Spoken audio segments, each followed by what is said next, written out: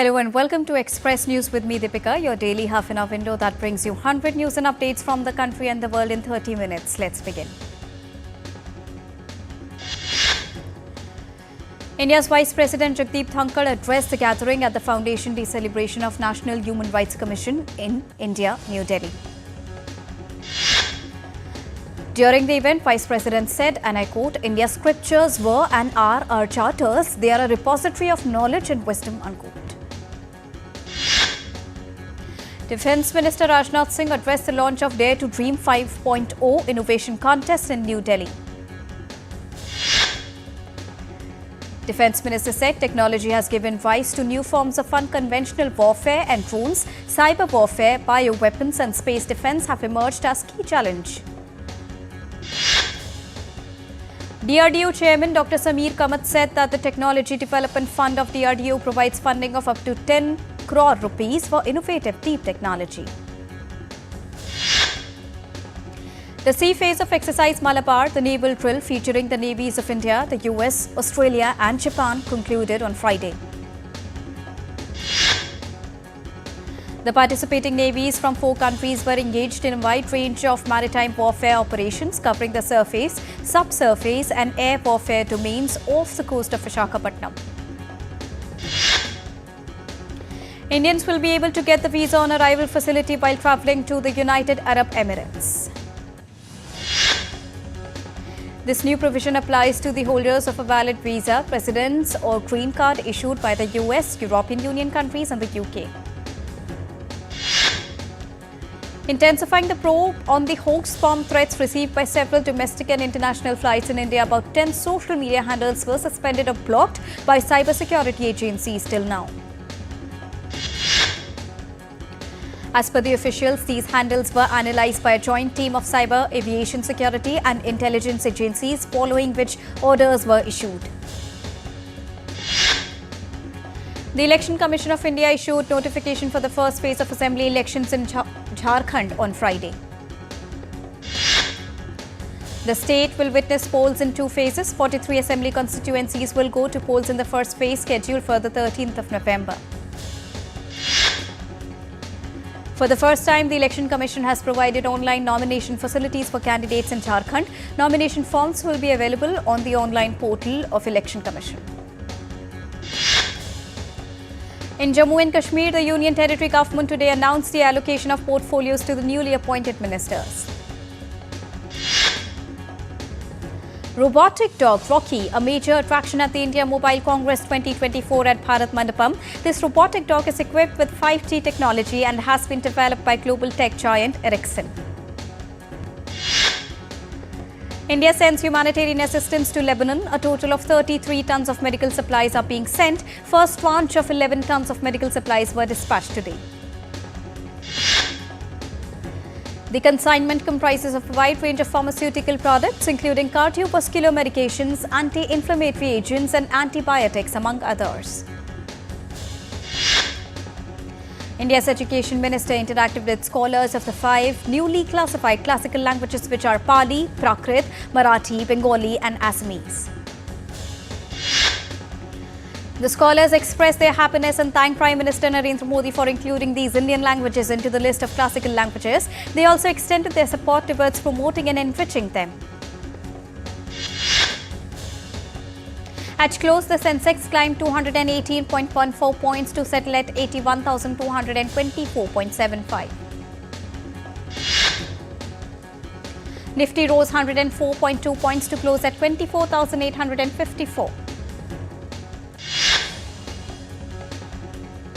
Gold futures maturing on the 5th of December stood at 77,576 rupees per 10 grams on multi-commodity exchange. Silver futures maturing on the 5th of December stood at 92,996 rupees per kilogram on the MCX. Indian rupee fell 1 paise to close at 84.07 against the US dollar.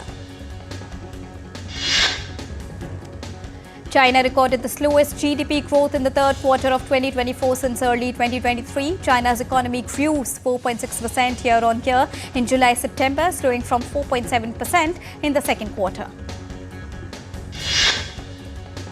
China also struggled in housing market as housing sales fell to 24% in the first 9 months of this year and property investment declined about 10%. The European Central Bank cut interest rates on Thursday for the third time this year while the outlook for the bloc's economy was worsening. Frankfurt-based institution reduced rates by a quarter point following a cut of the same size at its last meeting in September. Wall Street futures climbed on Friday, led by gains in those tracking the Nasdaq 100 as technology shares broadly advanced, while Netflix surged following upbeat results. We are moving for a short break. We'll be right back.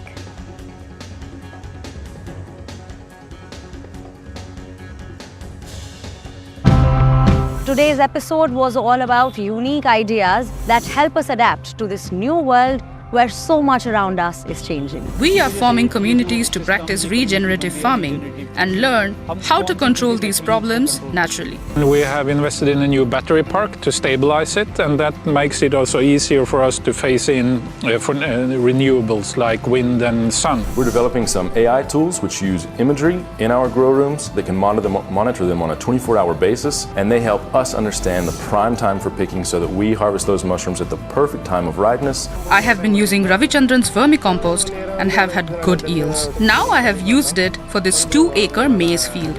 I'm planning to use it continuously. So far, the yield is good and the crops are doing well.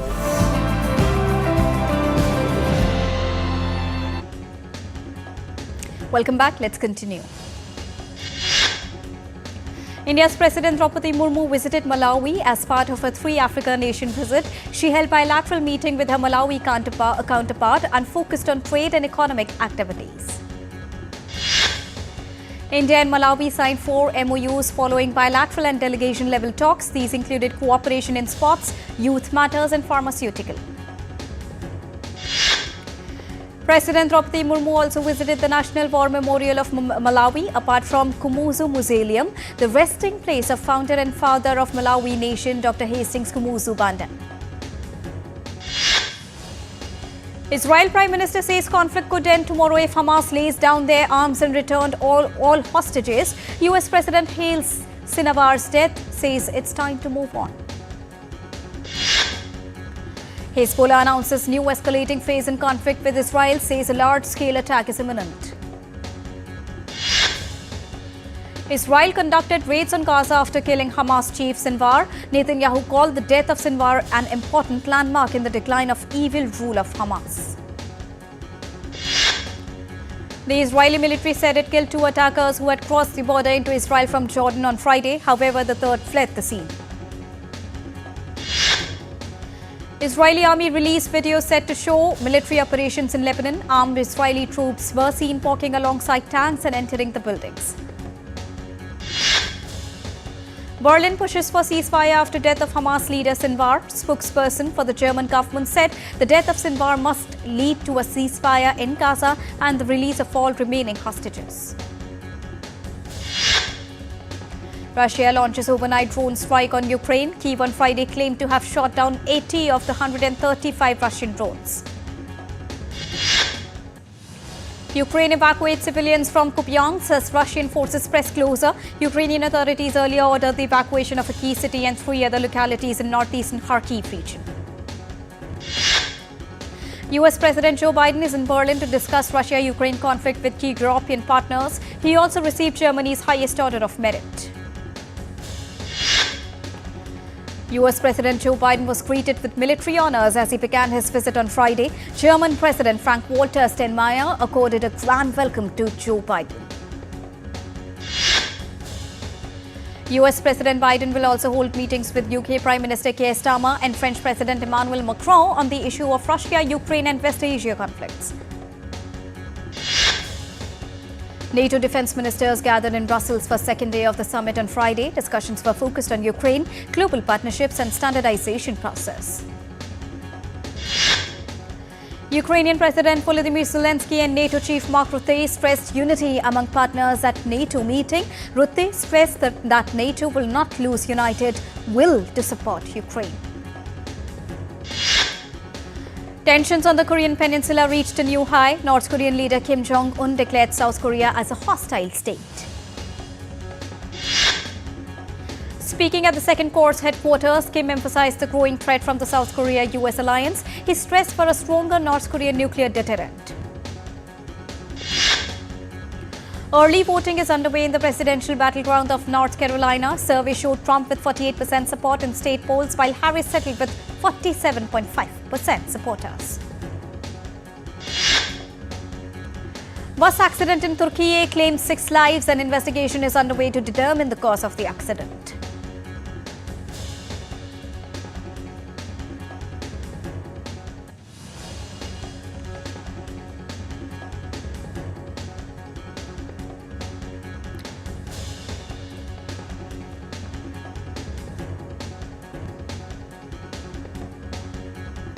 Rwanda's battle against Marburg virus shows signs of relief. Authorities announced that 62 confirmed cases and 35 have been recovered out of them, with only 9 still in treatment. While Marburg fades, the Mpox outbreak continues to spread. It has affected 18 African countries with over 42,000 suspected cases and 1,100 deaths. Indonesia ramped up security ahead of President-elect Prabowo Subianto inauguration. Thousands of military and police officials were seen preparing for the security drills on Friday.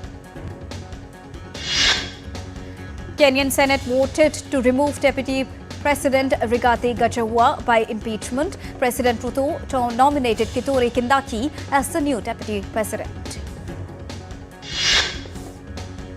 Delhi continues to grapple with pollution as the air quality index dipped to 292 on Friday, placing it under the poor category. Officials' air pollution is likely to worsen and reach very poor category by Sunday. The AQI forecast also said that the contribution of stubble burning will increase in the coming days. Massive floods caused serious damage and power outage in parts of France's southeast region on Friday. Heavy rain comes a week after remnants of Hurricane Kirk churned across Western Europe. France's weather authority placed 6 departments south of the city of Lyon on red flood alert. Authorities have also closed roads, evacuated neighborhoods. Thousands evacuated as flood continues to submerge villages in Indonesia's Aceh. Several flood has hit southern Indonesia province for more than 5 days, leaving thousands displaced and buildings damaged. Relentless downpours in the area have displaced over 12,000 people, submerging homes and schools. Emergency services are working to provide relief to affected areas. An experiment in central Mexico aimed at cultivating new forests brings hope that vital winter habitats for millions of migrating monarch butterflies may endure well into the next century. A team of Colombian Navy divers has been cleaning the waters of Gogona National Natural Park, which is an island in the Pacific Ocean, where they removed around 40 tons of waste this year alone. The European Space Agency officially launched the Moonlight Lunar Communications and Navigation Services program. The program will have a constellation of about 5 lunar satellites that will allow accurate autonomous landings, high-speed communication and surface mobility. English business magnate Richard Branson will co-pilot Space Perspective's first crewed balloon flight to edge Earth's atmosphere, expected in 2025.